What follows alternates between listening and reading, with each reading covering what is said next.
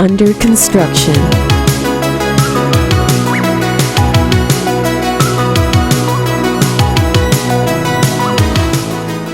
This is unreal. Maya looked up and caught her reflection in the neon-bounded, mirror-tiled ceiling. Her eyes glowed red in the blazing light. For an instant, Maya shivered. The weird radiance in her eyes made her look like one of the undead from a zombie movie. Maya shook herself and quickly shifted her gaze. "Didn't I tell you?" Jackson shouted to be heard above the blaring 80s rock music that pulsed around them. He brushed back his locks, took a huge bite of pizza, and looked from Maya to their strawberry blonde friend, Noelle, who was gazing in awe at the bright yellow roller coaster track that wove in and out of luminescent climbing tubes and twined like snakes throughout the vast expanse beyond the dining area. Noelle, her freckles standing out in the bright lights, reached for a soda. "I have to admit, I thought Mega Pizzaplex was more hype than reality, but this is pretty cool." She sucked through her straw and bopped to the music's beat. Her ponytail swung back and forth. "Pretty cool?" Jackson dropped his half-eaten pizza slice. "This is beyond cool. Can't wait to try a VR booth." "AR booth first, Jax," Maya said. She looked past a string of zipping go-karts and focused on the glass enclosure near the pizza-themed Tilt-A-Whirl. Every pot on the ride was shaped like a pizza topping. The large bubble-like booth was the whole reason she'd wanted to come here tonight. Jackson rolled his eyes. Yeah, birthday girl. It's all about you." He flashed his signature mischievous grin and nudged Noelle, who gave Maya a goofy look. Maya struck an exaggerated glam pose and checked herself in the overhead mirror again. In the psychedelic lights flashing around them, her long black hair looked like an oil slick reflecting a kaleidoscope. With her head tilted, her eyes no longer appeared red. They were their normal dark brown. She thought that between her dark skin and full features, her red dress, and the red rose tucked behind her ear, she looked like a little flamenco dancer. Maya returned her attention to her friends. She threw a balled-up napkin at them. "Just because I got to 16 before you two losers is no reason to hate on me." They all laughed. Maya noticed that the bark of their laughter barely made a dent in the clamor around them. The music, loud as it was, competed with so many sounds that it was hard to distinguish them all. Maya could, however, make out the clatter of the roller coaster on its tracks, the hum of the go-karts, the tinging music and pings and bleeps of the arcade games, the buzzing sounds of laser tag, and overlaying it all, the sounds of happy screams and shouts and chatter. Maya's sister, Elena, would hate this place, Maya thought affectionately. Elena liked things quiet and peaceful. Freddy Fazbear's Mega Pizzaplex was the exact opposite of quiet and peaceful. Elena would have hated the bright-colored chaos in the Pizzaplex too, whereas Maya loved vibrant jewel tones. Her sister was all about white and gray and pastels. Maya looked down at her blood-red dress, then shifted her gaze to Jackson's bright orange shirt and Noelle's hot pink blouse. She glanced around. Even their bright clothes were lost in the rainbow scape of the Pizzaplex. Maya and her friends were squeezed into a corner booth in the main dining area. The room was huge, but it was so stuffed with shiny red laminate-topped tables and chrome-backed chairs that it seemed smaller than it was, especially because every table was filled with voracious families, kids, and teens chowing down on pizza. Servers clad in red Freddy Fazbear uniform shirts with multicolored glow necklaces looped around their necks could barely squeeze through the aisles as they rushed through the room serving pizzas and drinks. The swinging doors to the kitchen on the far side of the room were in an almost constant motion. Everywhere Maya looked, brilliant color and sparkling light beamed and blinked and shimmered. It seemed like everything in the Pizzaplex was spectacularly illuminated. LED lights were everywhere. They formed frames all around the tabletops and the flashy Freddy-themed posters on the walls, and outlined the squares of the black and white checkerboard floor. Anything not wrapped and highlighted in LEDs was brightened by neon. Glowing archways formed the entrance of the dining area into every other entertainment venue in the Pizzaplex. Alternating with the LED-wrapped Freddy-themed posters, neon art in the shape of Freddy's characters, and pizza wedges blazed bright in reds, blues, greens, yellows, pinks, purples, and oranges. The mirrored ceiling caught all this light and refracted it, sending prisms of color everywhere. Outside the dining area, in the center of the Pizzaplex's domed roof, a backlit pizza motif, stained glass cupola in the center of the round-moss ceiling, beamed streams of even more color down over the constant movement below. Maya thought that the effect was like a ballet of every tint she'd ever seen. The whole place seemed to flare and flicker in a constant motion of dazzling bright hues. "You know 16 is just a construct, right?" Jackson shouted. Maya flinched when a speck of partially chewed pizza landed on her arm. She wrinkled her nose and brushed it off. She was used to Jackson spitting food across the table. He got so excited when he talked. When he got revved up about something, his words would run together and he'd forget to breathe. At the end of his all too frequent monologues, he'd be gasping for air. A person's age isn't real, Jackson continued. It's just a thought. And existence depends on the subject's mind. Noel groaned. Not that again. Can we leave science in science class? Maya patted Noel's arm in sympathy. However, the truth was Maya liked science, even when she didn't always understand it. Maya's main interest was biology, specifically botany. She loved growing things. Her mom said she was a born nurturer, but Jackson's musings about physics could be fun to listen to. Noel frowned at Jackson. And besides, age isn't a thought, it's an empirical fact. Maya has been alive for 16 years, no matter what her mind has to say about it. Jackson waved as if swatting away Noel's words. Maya stared at Jackson's big dark hand. Jackson was tall and ebony-skinned. His mother was Jamaican, and his dad was from the Deep South. He looked like he should be a star basketball player, but he hated sports. He was all about science and philosophy. He loved to ask unanswerable questions and try to answer them for hours on end. But what's alive? Jackson countered Noel's logic. He leaned forward, practically bouncing in his seat. Last night I read an article about something called quantum immortality. It's a theory that says we never actually die. Noel looked up at the mirrored ceiling as if it could help her. She sighed so loudly that not even the cacophony around them could silence her exasperation. Jackson ignored her. See, it's related to the many worlds theory. No matter which branch of reality you follow, your consciousness is experiencing existence. Each path leads to more existence. We can never experience anything but existence. So we go on and on. Well, you sure go on and on, Noel said. Maya laughed. Noel didn't even smile at her own joke. She crossed her arms and gave Jackson a hard look. People die all the time. The idea of immortality is totally whack. Are you telling me that when my uncle died, he didn't really die? Her voice rose at the end of the question. Noel had been very close to her uncle, and she'd been shocked and devastated a couple weeks before when he'd been killed in a car accident. Maya briefly touched Noel's arm gently. Jackson, as typically oblivious to real emotion as usual, didn't notice Noel's upset. Well, quantum immortality only applies to the observer, so we actually can't know for sure if he's really dead. I mean, his consciousness could have branched onto a path that hasn't led to his death. No one has seen what the endgame would look like because the observer hasn't been there yet. What seems real to us may not be what's actually real, so... Maya, noticing Noel's darkening expression, poked Jackson. Are you done eating yet? I want to head over to the AR unit. Jackson glanced at his empty plate. He looked surprised to find it pizzaless. Noel exhaled as if blowing out her upset. She cocked her head and pointed at Jackson. Pizza is a construct, you know, Noel said. It only exists in your mind. Jackson grinned. Touché, girl. He offered Noel his fist, and she, having apparently forgiven him his insensitivity, bumped his fist with hers before she stood.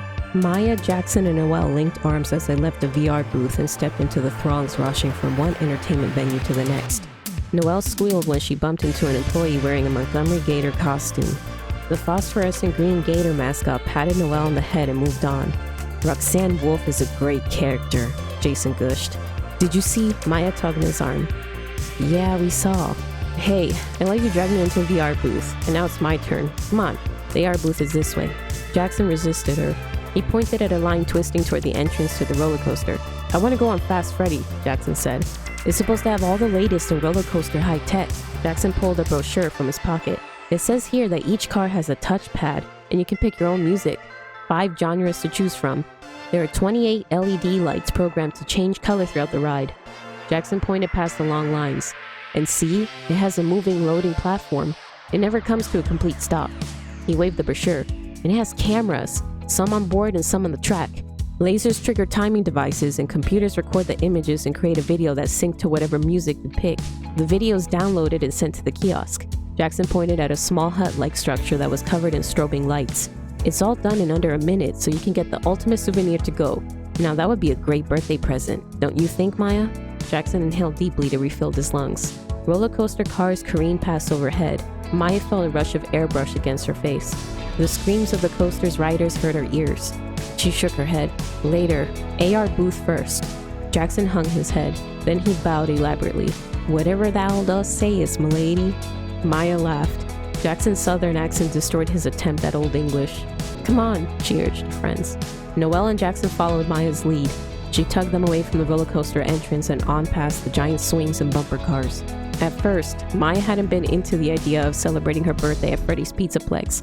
When Jackson had shown her the advertisements for the place, she thought they were so over the top that they were lame. She had to admit that Fazbear Entertainment knew how to make money. Before the Pizzaplex's big opening, the company sold thousands of mini hologram projectors at super discounted prices, and the first thing the projector displayed was a holographic Glamrock Freddy doing his spiel. Hey kids, do you want pizza? Well, Fazbear Entertainment has spared no expense developing the world's most extreme family fun center, Freddy Fazbear's Mega Pizzaplex. At 3 stories tall, it's the flashiest, raddest, rockingest, safest pizzeria the universe has ever seen. Of course, Freddy and the band are excited to meet you. Utilizing the latest in animatronic technology, you can actually party with the stars themselves. So on your next birthday, let Freddy Fazbear's Mega Pizzaplex make you a superstar. It's the perfect place to celebrate your Sweet 16, Jackson has said. Maya had resisted Jackson's pitch even when he listed all the entertainment possibilities.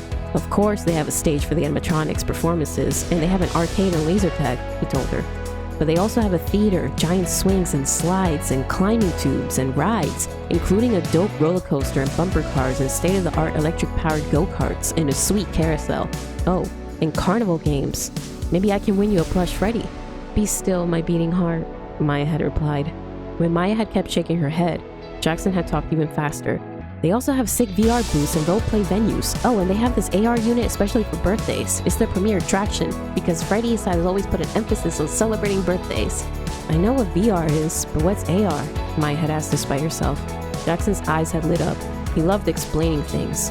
AR stands for augmented reality. It's a way of crossing the real world with the virtual world. Basically, objects in the real world are enhanced by computer-generated perceptions. The one at the Pizzaplex is supposed to be a really awesome one. It uses all sorts of sensory modalities: visual, auditory, somatosensory, olfactory, and even haptic. Haptic? Maya had questioned. Haptic means to grab onto something. Basically, the AR unit at the Pizzaplex lets you reach out and grasp things that aren't even really there. AR basically plays with reality. The tech can be both constructive and destructive, meaning that it can add things into the physical world or subtract things. Whereas VR completely replaces reality with a simulated one, AR is a mix of the real and the virtual. The AR unit at the Pizzaplex is called The World Celebrates You. It gives you the illusion that everyone in the Pizzaplex is taking part in celebrating you. Basically, it's like having a massive birthday sheding without all the money and the trouble. It's the ultimate way to spend a birthday. This is what convinced Maya to go for Jackson's idea. Even though she knew her family and all her friends would celebrate her birthday, she also knew it wasn't going to be a huge deal. Her family didn't have the money for a shindig like she wanted. It sounded pretty neat to have a whole Pizzaplex full of people partying with Maya on her birthday. So here they were, and she wanted to get her party started. Maya and her friends had been at the Pizzaplex for a few hours already. They wondered at first, then they'd eaten, at Jackson's insistence, and then they'd gone to the VR area, again at Jackson's insistence. During this time, Maya had gotten a pretty good sense of the place. The Pizzaplex was set up in a circle. In the center of the circle, ramps led down to the backlit enclosure created for the littlest kids. The cave-like area was filled with glowing climb bars, slides, and foam building blocks. All this was set up around a glitter ball pit. Padded benches for watchful parents surrounded the area. Above this subterranean play area, a grandiose 2-story theater rotunda erupted like a fairy tale castle under the stained glass cupola. The rest of the entertainment venues and shops, of course stores in the Pizzaplex, carried Freddy's themed clothing, costumes, souvenirs, and toys, ringed the Pizzaplex. Between these venues and the theater, a go-kart track crisscrossed over and under the walkways that led from one part of the Pizzaplex to the other. Several VR booths were spaced along the walkways, and above everything, the roller coaster tracks intertwined with the climbing tubes. The two systems looked like a serpentine modern art installation, or a hovering serpent waiting to devour all the people bustling about beneath it. Maya dragged her friends through the crowd, yanking on Jackson as he tried to veer toward the roleplay area. Her gaze was set on the prize, the AR unit. It was only a few yards away, and it was closed? Maya exclaimed. Maya stopped so abruptly that Jackson ran into her. Noelle plowed into Jackson. The two grunted and glared at Maya. Then they looked in the direction of her gaze. The AR unit looked like a giant snow globe, only without the snow. Its base was bright red, and inside the clear, thick glass, a throne-like gold upholstered chair sat in the center of the clear bubble. A flashing neon sign blinked above the spherical glass. "The world celebrates you." Neon stars and streamers surrounded the words. Unfortunately, another sign was attached to bright yellow tape, similar to crime scene tape. Stretching across the entrance to the AR unit, that sign read, "Closed. Under construction." Under construction? Maya snapped. How can they make a big deal about a premiere attraction and not even finish it before they open? That's false advertising. Maya turned to scowl at Jackson. "You said I'd get my big party." Jackson's usually animated expression was slack as he looked at the closed AR unit. His shoulders slumped. "I'm sorry, Maya. I didn't know." Noelle hugged Maya. "Come on, it's not that big of a deal, is it? You've got us." And she swept her arm toward to indicate all the commotion in the Pizzaplex. It's not like there's nothing to do. Maya blinked away tears that had come out of nowhere. She felt like a spoiled brat for being so upset, and she didn't want to cry in front of her friends. But she was so disappointed. She'd really looked forward to using the AR. Maya glowered at the closed sign. Then she set her jaw and took a deep breath. She looked around. No one was paying any attention to her and her friends. She made up her mind. She rushed forward and ducked under the yellow tape. Noelle gasped, "Maya, you can't go in there." Maya stepped over the threshold and looked back at Noelle and Jackson. "Looks like I can. Are you coming?" Noelle shook her head. She glanced over her shoulder and looked up. Maya followed Noelle's gaze. A huge mirrored curved enclosure loomed above a large area marked "Employees Only." The space looked big enough to house all the behind-the-scenes offices and machinery that must have gone into operating something as elaborate as the Pizzaplex. It was clear the mirrors were two-way, and the elevated enclosure was where security kept an eye on the Pizzaplex. Obviously aided by dozens of CCTV cameras, Maya had noticed everywhere she and her friends had been. Maya was sure a bunch of self-important, low-paid employees were playing Big Brother up there. Yeah, they could be watching, but she didn't care. "They can come and drag me out if they want," Maya said. "I'm going in. Come with me or don't." Noelle and Jackson exchanged a look. Jackson shrugged. "What's the worst they can do? Throw us out?" He looked longingly at the roller coaster, then shrugged again. "We can always go home and work on our science projects." Noelle blew a raspberry. As if. Maya turned her back on her friends and entered the AR booth.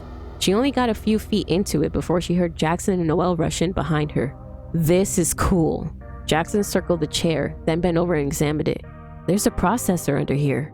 He gestured at the glass that surrounded them. "The glass will be the display that adds to what you can see through the dome now." He reached down and picked up a woven-looking headband that had been lying, almost hidden, on the chair's seat. "This looks like a sensory device. See?" He held up the headband and indicated a latticework of nodes on the inside of it. "I think this will augment your senses to make your experience feel real in every way. I think the way it works is whatever," Maya said. She darted to the chair and grabbed the headband.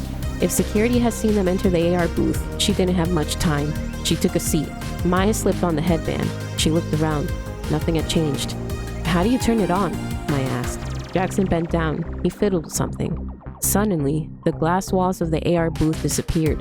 Maya could see directly out to the huge expanse of the Pizzaplex, and it was filled with birthday balloons, streamers, and piles of birthday presents. It was also filled with hundreds of people blowing noisemakers and cheering. It was as if everyone in the Pizzaplex had stopped to focus on Maya. All the adults and kids in the walkways were turned to look at her. All the people in the dining room were gazing her way, their glasses raised. The rides were still in motion, but all the people on them were craning their necks to see Maya as they zipped past or spun around. Patrons and employees alike were smiling toward Maya as if she was the most important person on the planet. "Surprise!" they all shouted in unison. Maya felt a thrill of importance as she gazed out at the crowd. Then she teared up again when she spotted her family. They were all there. Her parents and Elena, her Aunt Sophia and Uncle Raphael, her Aunt Luciana and Uncle Peter. She saw all her cousins, even her favorite, little Axel. She saw her neighbors. The Davis twins were jumping up and down and waving at Maya, and the Thompsons' 3 kids held a big happy birthday banner. Even old Mr. and Mrs. Lambert, the grumpy couple who lived across the street from Maya's home, were in the crowd. Mrs. Lambert held up a plate of her award-winning coffee cake. "Grand prize winner at the county fair for 20 years straight, dear." Maya's love of that coffee cake was what had endeared her to the otherwise curmudgeonly couple. Maya saw her favorite teacher, Mrs. Carpenter, and her minister, Pastor Ben. She saw all the members of her choir and her classmates from school. Everyone was wearing party hats, and everyone looked like Maya's birthday was the happiest day of their lives. As Maya strained to try to pick out all the people she knew, the crowd parted, and Glam Rock Chica, her bright pink dress shining under the bright lights, skipped into view, heading toward Maya. She pushed a big cart. The cart held a massive 6-tiered birthday cake frosted in creamy icing and decorated with red candied roses, Maya's favorite color. 16 huge candles flickered atop the cake. Maya realized she was smiling so widely that her cheeks were starting to hurt. But she smiled even wider when Freddie's band started a boisterous rock version of Happy Birthday, and everyone started singing along. Maya reached out and grabbed Jackson's and Noelle's hands. See? It wasn't offline after all. Happy birthday, Maya. Noelle hugged Maya, then stepped back so Jackson could follow suit. Maya smiled at the cherry scent of Noelle's shampoo and the smell of Jackson's pizza breath. She understood that the scene in front of her wasn't real. The Pizzaplex couldn't have suddenly transformed into the birthday party of her dreams. All the people she knew didn't just beam in magically. And the ones she didn't know, of course, weren't interrupting their fun to make such a big deal of a total stranger. But it felt real. And the familiar smells of her friends anchored her to what was really real. The combination of real and not real was heady. It spun Maya out of herself and into the fantasy of frolic and laughter. At first, it felt like Maya was just watching the celebration around her, but as it continued, she was no longer an observer. She was drawn into the party just as she would have been if it was real. After Freddie's band finished the happy birthday, everyone started chanting, "Make a wish, make a wish." Maya grinned and imagined having this moment last forever. Then she blew out the candles. Their smoke spiraled upward as everyone cheered. Maya laughed in delight. Freddie's band started playing one of Maya's favorite rock songs. Jackson grabbed Maya's hand and he spun her into the crowd, which backed up and formed a circle around a makeshift dance floor in the center of the walkway. Jackson and Maya weren't a couple. She thought of him as more of a brother than a friend, but the two of them had always danced well together. Jackson had some serious moves, and Maya was naturally graceful. As they started popping to the staccato beat of the song, they slid into a series of intricate steps that they'd never practiced, but had to have looked choreographed to their audience. Maya felt like a dancing queen as Jackson whirled her and dipped her and even flipped her over his shoulder. When the song ended, the crowd went wild, and more couples filled the open space as a new song began. They danced and danced and danced. Maya didn't know how much time had passed when Jackson, sweaty and grinning like a maniac, led her through the crowd to the cake. There, Glam Rock Chica handed Maya a gleaming knife, which might have looked scary in any other setting, and Maya cut into the second tier of her gorgeous cake. She got the first piece, and she nearly fainted in bliss when her teeth sank into the most pistachio and buttercream flavored confection, her favorite flavors. Several employees rushed out to help hand out cake. They all hugged or high-fived Maya as they passed her. She didn't know any of them, but they all acted like they had been longtime friends. The music was still blasting, and the crowd was still laughing and dancing and chattering. Maya felt a little like a bouncing beach ball as she was passed from one group of revelers to the next. She was hugged over and over and over. She received kisses and pats and love yous from all her relatives. Her favorite kiss was from sweet little Axel. The lip smack was wet and sticky from the smear frosting on his mouth. Time continued to expand and compress in an odd and disorienting way as Maya suddenly found herself seated near the massive pile of brightly wrapped presents. Her mom, after whispering that Maya's special present from her grandparents would come later as usual, began handing Maya the presents, and she opened them one by one. Most of the presents were wrapped in floral-themed paper. Everyone knew how much she loved flowers. All the gifts inside the festive packages were things she loved. She received vibrantly colored clothes, stacks of romance novels and books on gardening, sheet music and CDs of her favorite music, makeup and jewelry, stuffed teddy bears, posters and prints of flowers and cute kittens, scented lotions and soaps and candles, a portable keyboard, a new guitar, and finally, a new laptop and camera. These were to help her photograph and catalog the flowers she grew, her mom said. The gift opening seemed endless. Maya actually started feeling guilty. She was sure that watching her open presents had to be boring for everyone else. Whenever she looked up at the people surrounding her, though, they appeared to be enjoying themselves. They were totally attentive. Maya couldn't imagine a more perfect birthday celebration. She wanted it to last forever. Maya, Jackson, and Noelle ducked under the tape and looked out at the boisterous groups of kids and families enjoying the Pizzaplex. "I can't believe this looked like my birthday party a few seconds ago," Maya said. "I told you it would be great." Jackson beamed as if he designed the AR unit himself. Maya leaned into him. "Yes, you did. And you were right." "I can't believe we didn't get thrown out of there," Noelle said, looking up at the security booth. Maya followed Noelle's gaze. She frowned. Noelle had a point. Surely, they had cameras in the AR unit. Someone must have seen them. Maya shrugged. Whatever. I'm just glad I got my big party. Now can we go on the roller coaster? Jackson asked. Maya laughed. Yes, let's go on the roller coaster. The friends linked arms again and they headed for the roller coaster line. As they made their way through the crush of happy people, Maya felt like she was more floating than walking. Her virtual or augmented or whatever birthday party was the best birthday celebration she'd ever had. It wasn't that she didn't appreciate the birthday picnics her family usually organized for her. The potluck affairs that were always held in their yard and always included a basic sheet cake and cheap piñata. But she wanted the kind of party she just had in the AR unit. Now she'd had one. She was a happy girl. I admit that this coaster is flashy looking, Noelle said as they queued up for the ride. But I don't see how a 3-story roller coaster can be much fun. It won't get high enough. She gazed up at the roller coaster's apex. It's not the height that makes it thrilling, Jackson said. It's the speed and the loop-the-loops and the other things. What other things? Maya asked. You'll see, Jackson said in ominous tones. Mwahahaha. Noelle rolled her eyes. It can't be that scary. But it was. Maya and her friends didn't have to wait long before they were the next ones in line for one of the yellow and red striped cars coming toward the continually moving loading area. The cars were big enough for 3 people if they didn't mind a tight fit, so Maya and Noelle followed Jackson into one of the cars. They pulled the safety bars tightly over their chests as instructed, and as soon as the bars clicked into place, the car disappeared into a dark tunnel. Rock and roll, right? Jackson shouted as he reached for the touchpad in front of them. The pad was the only thing lit up in the blackness. Always, Noelle yelled. Throbbing bass notes ushered in a screeching guitar riff, and the car picked up speed. As it accelerated into a turn, a giant pirate fox suddenly loomed in front of them, raising a gleaming hook. The fox swiped the sharp steel at their heads just as the car jerked to the left. Maya and Noelle screamed. Jackson whooped. The car swung around in a tight loop, then shot upward and flipped over, whipping them upside down into another U-turn before suddenly flipping them back over and climbing. From that point on, the ride was a blur for Maya. Every few seconds, it seemed like another Freddy's character, lit up blindingly and larger than life, appeared out of nowhere and scared them silly. After the third jump scare of sharp animatronic teeth speeding toward her face, Maya closed her eyes. From that point, the ride was a mayhem of motion and sound and light flashing behind her eyelids. Thankfully, it was over seemingly as fast as it started. When the car slowed, the safety bars released, and Jackson jumped out of the car. Noelle clambered after him. Maya brought up the rear, staggering. She was sure the ride had stolen some of her bones. Her legs felt like jellyfish tentacles. Wasn't that the boss? Jackson shouted as he grabbed Maya's and Noelle's hands.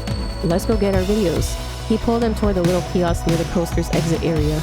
A couple minutes later, they'd had their custom videos. Maya wasn't sure she'd ever look at hers. She didn't need to watch a closed-eyed version of herself being terrified at 100 miles per hour, or however fast they'd been going. Jackson had kept yelling out the speeds during the ride, but Maya had ignored him. Now what? Jackson asked. Maya shook her head. Your choice, Jax. She'd come here tonight for the AR birthday party, and she'd gotten that. She didn't really care what they did now. It was after 10 when Maya pushed open the back door to her family's small, bright kitchen. She hung her keys on a peg by the turquoise retro fridge. Her parents, as she expected them to be, were sitting at the multicolored tile-top table, sipping hot chocolate and playing a game of cards. It was their sometimes pre-bedtime routine, and Maya suspected it was a good excuse for them to wait up for their teenage daughter to get home. Maya's mom drew a card and smiled up at Maya. Have fun, sweetie? Maya grinned.